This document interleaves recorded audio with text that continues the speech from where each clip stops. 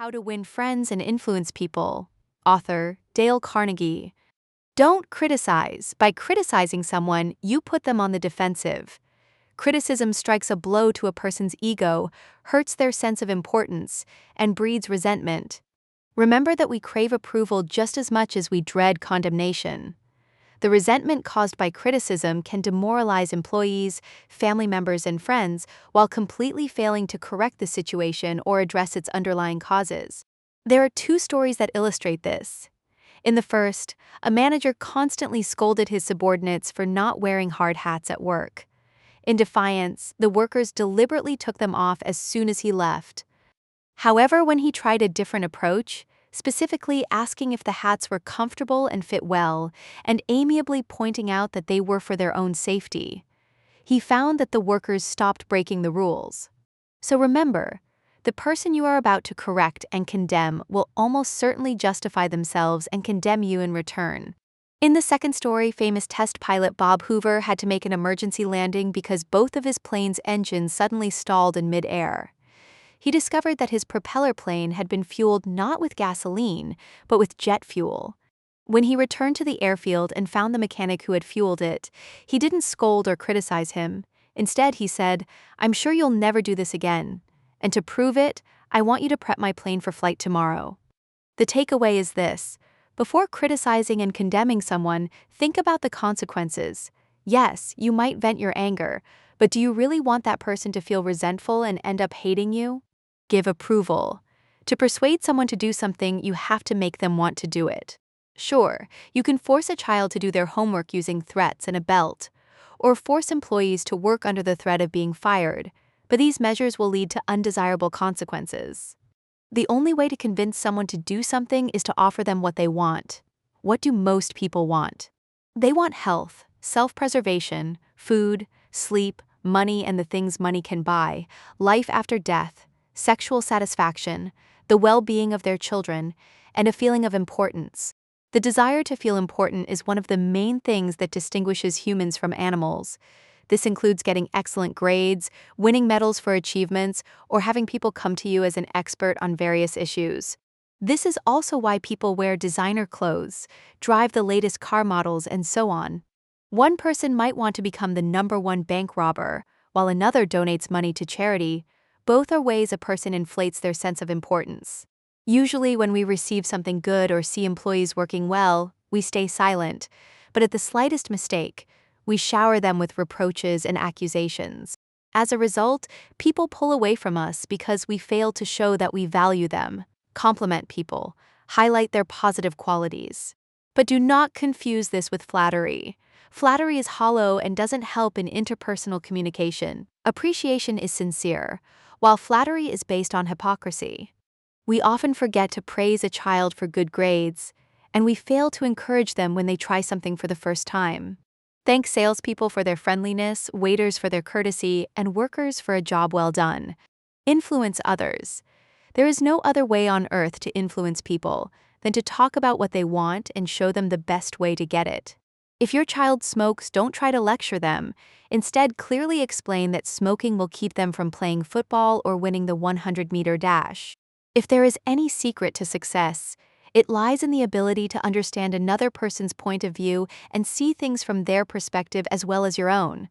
For example, imagine you've rented a hall for a series of lectures. Only after all the invitations have been sent out, do you find out that the rent has been increased by 300%. You could react in one of two ways: storm into the manager's office and make a scene, which would lead nowhere and might even cost you the venue entirely, or go to him with a piece of paper and write down the advantages he would gain by keeping the rent at the previous price, namely bringing in a crowd of wealthy potential clients who wouldn't have visited his hotel if you didn't host your seminars there. If you are applying for a job or pitching a product or service, don't just talk about your own desires or how you will impact the company. Focus your attention on their needs, not yours. You must cultivate the ability to always consider other people's perspectives and look at any situation from their angle. However, this doesn't mean you should do it to your own detriment. An agreement should be mutually beneficial. First, show interest in other people. Through genuine interest, you can convince even the busiest person to give you their time, attention, and cooperation. If you take an interest in someone's life, pay attention to them, greet them when you meet, and ask about their family, they will treat you with kindness in return. For instance, if you know a manager has a son who collects stamps, bring him a couple of stamps as a gift. That way, you build a relationship with the manager. The Roman poet Publilius Cyrus observed, "We are interested in others when they are interested in us." Showing interest must be sincere. It has to be rewarding not only for the person showing the interest, but also for the person receiving it. Second point, smile. A smile helps people manage better, teach better, and sell better.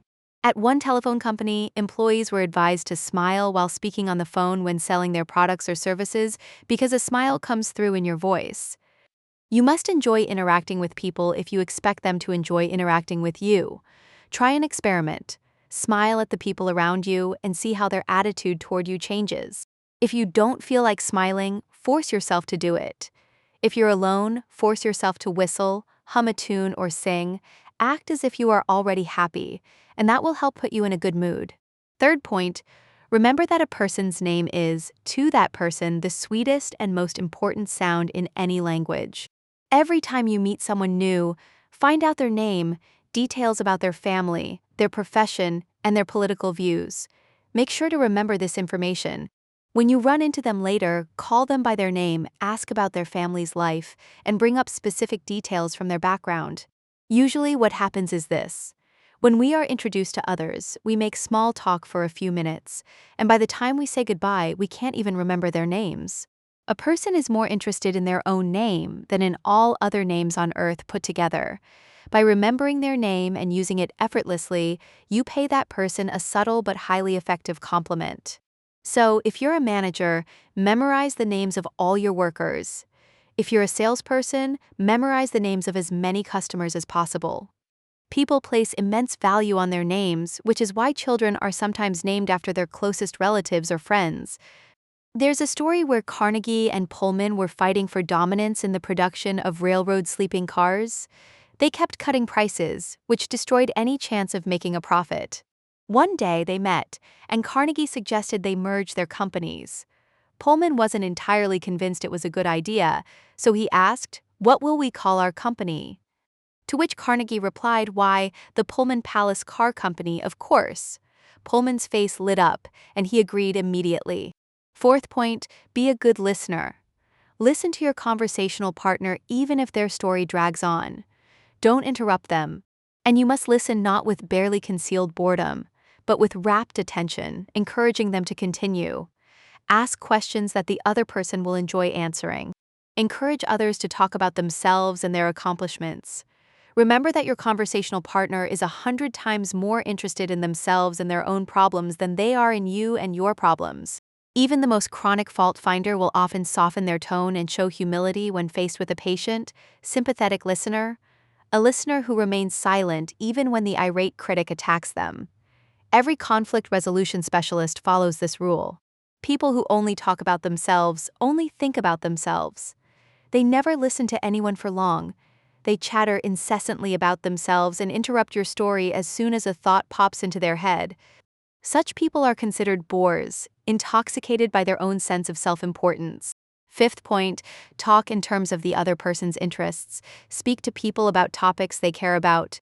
Even if you know nothing about stamp collecting, spend a couple of hours reading about it online. This will be immensely helpful in your future interactions with that person. If you need to pitch a service to a company, find out in advance what the company's executive is interested in, so you can discuss their interests before making your pitch. Sixth point, make the other person feel important and do it sincerely. Always make people feel significant in every way. Treat others the way you want to be treated. You want to hear words of approval from those you interact with. You want people to recognize your true worth. You want to feel important. You crave sincere appreciation of your virtues from your friends. Everyone wants this, so give it to them. The truth is that almost every person you meet feels superior to you in some way, and you need to let them know subtly that you sincerely recognize their importance. Principle 1. There is only one way to get the best of an argument, and that is to avoid it. Do not argue with your opponent. You will lose either way. If you lose the argument, you lose. And if you win by tearing down all their points, you will feel great. But what about your opponent? You will have made them feel inferior and struck a blow to their pride. For example, a truck salesman who attended the courses complained that no one was buying from him. Whenever a customer mentioned that a competitor had a better feature, the salesman would fly into a rage and start arguing, trying to prove them wrong. As a result, the customer would walk away essentially talking themselves into buying from the competitor. After taking the course, the salesman adopted a no-argument tactic. If a customer said that certain parts were better on a competitor's truck, he agreed with them, but then shifted the focus to the superior aspects of his own trucks. As a result, he started selling far more trucks than before. There are several ways to keep a disagreement from escalating into an argument. Welcome the disagreement. Remember the saying, when two partners always agree, one of them is unnecessary. Be thankful to the person who brought up an aspect of a problem you overlooked. It gives you a chance to correct a mistake before making it. Be critical of your first intuitive impression. Our natural first reaction in a disagreement is to get defensive. Stay calm and don't give in to your first impulse. Control your temper. Remember, you can measure the size of a person by what makes them angry. Listen first, don't interrupt your opponent. Try to find areas of mutual understanding and look for common ground. After you've heard your opponent out, find areas where you agree. Be honest. Look for areas where you can admit your mistakes and say so openly. This will disarm your opponent and lower their defenses. Promise to think over and carefully study your opponent's ideas and actually do it. Thank your opponent for taking an interest in the discussion. Anyone who takes the time to disagree with you is just as interested in solving the problem as you are. Before taking action, give both sides time to think the problem through. Suggest meeting later that day or postponing it to the next. Principle 2. Show respect for the other person's opinions. Never say you're wrong. Never tell people they are mistaken, as doing so questions their intelligence and strikes a direct blow to their pride and self-respect. It only makes them want to strike back. Do not start a conversation by stating, "I am going to prove such and such to you." That is a challenge, and a challenge invites pushback. Your conversation partner will want to start fighting you before you've even addressed the substance of the issue. In James Harvey Robinson's book, The Mind in the Making, it says that we sometimes find ourselves changing our minds without any resistance, but if we are told we are wrong, we resent the imputation and harden our hearts. We like to continue believing what we have accepted as true, and we seek out every manner of excuse for clinging to our beliefs when they are threatened. For example, if you order some paintings and receive a bill that exceeds your expectations, you won't be thrilled. But if someone comes over, hears the price, and tells you that you've been ripped off, you'll start making excuses. You'll argue that good things don't come cheap, that it's a premium brand, and so on, even if, deep down, you also thought you were overcharged. However, if someone else comes along and says they would love to own paintings like those but can't afford them, you will readily admit that they were too expensive, and that you wouldn't have bought them had you known the price. Principle 3. If you are wrong, admit it quickly and emphatically. If we know we are going to be blamed for something anyway, isn't it better to beat the other person to it and speak up first? Don't you think it's much easier to criticize yourself than to listen to accusations from someone else? Say all the derogatory things about yourself that you know the other person is thinking or wants to say, and say them before they get the chance. For example, if you know your boss likes to nitpick over minor details and is just looking for a reason to chew you out, use this tactic. The next time he calls you in to criticize you, walk in and say that he will surely scold you for your carelessness. Say that you regret making mistakes and are ready to immediately redo whatever he asks. You will instantly notice a change in your boss's attitude. Fourth principle, begin the conversation in a friendly way. "If you come at me with your fists doubled," said Woodrow Wilson, "I can promise you that my fists will double as fast as yours. But if you come to me and say, 'Let us sit down and take counsel together,' we will immediately see that we are not so far apart." For example, if your rent has been raised, do not rush to unleash your anger on the landlord. Meet with him. Say that he has an excellent apartment and that he always responds to all requests on time, and that you would be ready to rent it for another year, but you simply cannot afford it. The probability that he will lower the rent specifically for you is much higher than for someone who starts showering him with accusations. Fifth principle, get the other person to say yes at the very beginning of the conversation. When conversing with people, do not begin by discussing issues on which your opinions differ. Make sure that your interlocutor agrees with you at the very beginning of the conversation by saying yes, yes. Try to conduct the conversation in such a way that they do not say no. When you say no, your inherent pride will start demanding that you remain true to yourself. Even if you realize that you were too hasty to say no, your precious pride will not allow you to back down from it. Having said something once, you feel that you must stick to it. Therefore, affirmative answers at the beginning of a conversation are of immense importance. And the more yes responses we can force our interlocutor to produce at the very beginning of the conversation, the higher the probability that their attention will be focused on our final proposal. Sixth principle. Let your interlocutor do most of the talking. Let other people talk themselves out. They know more about their own problems and affairs than you do. So ask them questions, let them talk. Do not ask about the achievements and successes of other people. Talk about your own only when you are asked to do so. Do not boast about them. After all, as the French philosopher said, if you want to make enemies, surpass your friends. If you want to have friends, let them surpass you. Seventh principle. Give the person the opportunity to feel that your idea belongs to them.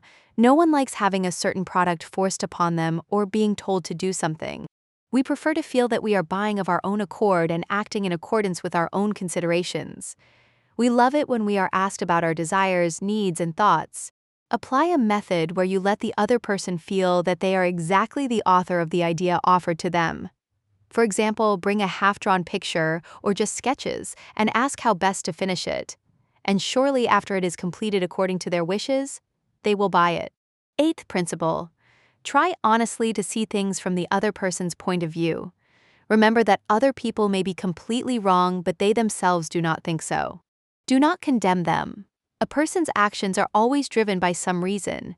Sincerely try to put yourself in their place. For example, seeing a group of people in the forest making a fire under a tree, you could approach them and rudely tell them to immediately put out the fire, as the grass and then the trees might catch fire.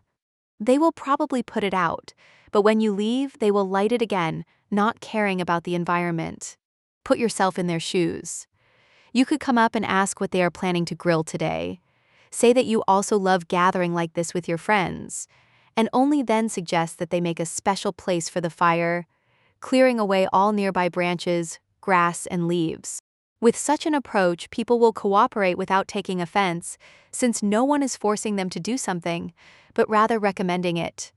Always ask yourself, why should they want to do this?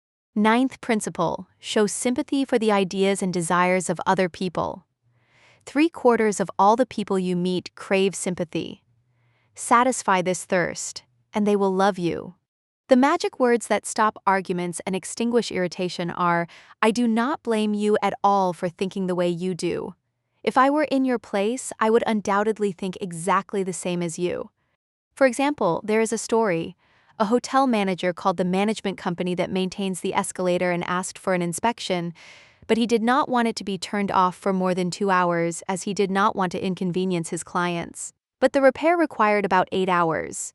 The mechanic put himself in the manager's place and said, I understand that you have a lot of guests, and if I were in your place, I would also want the escalator downtime to be minimal. But if we do not service it completely, it might break down and stand idle in some position for more than 3 days. The manager, of course, did not want the escalator to stand idle for a long time and therefore agreed. 10th principle, appeal to noble motives.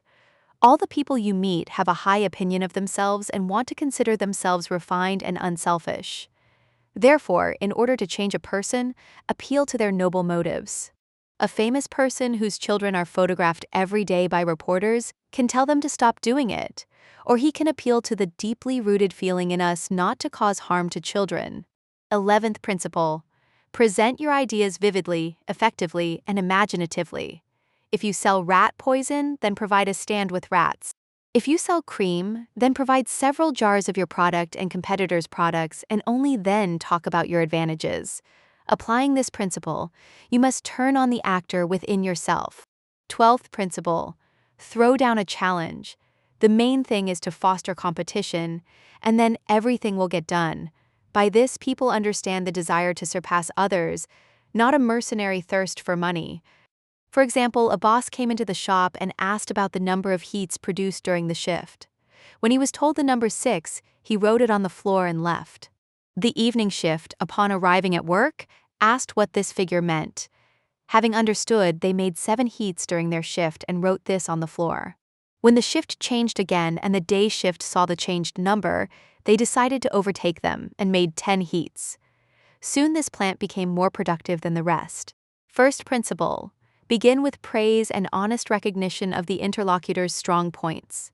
It is always easier to listen to unpleasant things after your merits have been mentioned. President Calvin Coolidge, calling his secretary, told her, "You are wearing such a wonderful dress today. You look magnificent in it." The secretary blushed and became embarrassed. Then Coolidge said, "I said this to raise your spirits. Now I would like you to be a little more attentive to punctuation in the document. If someone has written a speech and it does not suit you, but you do not want to offend anyone, say, 'This is a magnificent, simply brilliant speech, and it could be suitable in many cases. But is this speech appropriate in this specific situation? From your point of view, it contains sound thoughts, but I must consider it taking into account the position of the entire party. Now go home and write the speech in accordance with the provisions I indicated." Second principle: call attention to a person's mistakes indirectly. Once a manager was at the factory and saw several workers smoking under a no-smoking sign. He did not go up to them with the words, "Can't you read?" Instead, he went up, gave each one a cigarette, and said, "I would be very grateful if you smoked these outside." His actions aroused the workers' admiration because he not only refrained from reprimanding them, but also made a small gift, allowing them to feel their own importance. Replace "but" with "and." Many begin their critical remarks with sincere praise, and then put the adversarial conjunction "but" and end with critical remarks addressed to the interlocutor. For example, you can say, "You have good grades, but they could be better." Or, "You have good grades, and they could be even better if you study more often." Third principle: talk about your own mistakes first, and only then criticize the other person. It is much easier to listen to an enumeration of your mistakes from the lips of a person who began by humbly admitting that he himself had made them and is far from ideal. For example, "You are better than I was at your age, and I made even worse blunders. But don't you think it would be smarter to do it this way and that way?" Fourth principle: ask questions instead of giving orders. Do not give anyone direct instructions. Do not order but suggest. Such a method does not offend pride and gives the person a chance to feel their importance. The feeling of resentment arising as a result of a harsh order can live on for a long time, even if the order was aimed at correcting an obviously unfavorable state of affairs. For example, a teacher walked up to a student and said, "Move the car, or I will call a tow truck and it will be dragged far away." Then the student might take offense at him or harbor a grudge against him. But the teacher could also come up and say, "Don't you think that if you move the car, the others will also be able to pass?" This sounds much softer. Fifth principle: let the person save face. Be considerate of other people's feelings. Do not criticize a child in the presence of their peers or your employee in front of coworkers. In doing so, we wound their pride. If a new employee has made a mistake, you should not blame them for it, especially when other employees are nearby. Thank them for the work they have done and note that many make mistakes when working on a new project. Make it clear that you trust the employee. In that case, the person will be full of determination not to let you down again. Sixth principle: praise people for the slightest achievement, approve of their every successful step. Use the carrot, not the stick. The majority react only to mistakes or shortcomings, immediately showering the person with insults and condemning them. But only a small fraction praises a person for their achievement. Animal trainers have used the reward method for years when an animal correctly performs this or that action. So why do we not use this method on humans? One boy finished only 4 grades. He worked in a basement and slept in an attic with other vagabonds. He dreamed of becoming a writer but doubted his abilities. Publishing houses rejected all his stories. But one day the time came when his next story was accepted. The editor praised him and expressed his approval. This moment changed his entire life. And if not for this encouragement, he would have spent his whole life in rat-infested factories. This boy was Charles Dickens. Seventh principle: Speak well of people, and they will strive to live up to your opinion of them. What will you do if a person who has worked for you for a long time starts performing his duties worse than before? Reprimand him? Fire him? This is all wrong. Call such a person to your office and have a heart-to-heart talk. For example, tell him, "You have been doing this for many years, you have repaired many cars, and the clients have always been satisfied with you. However, lately you have started to work slower and not as high quality as before. In the past, you were a magnificent worker. I suppose you can understand how not easy it is for me to look at all this. Perhaps together we can fix the current situation." Soon this mechanic began to work faster and more conscientiously.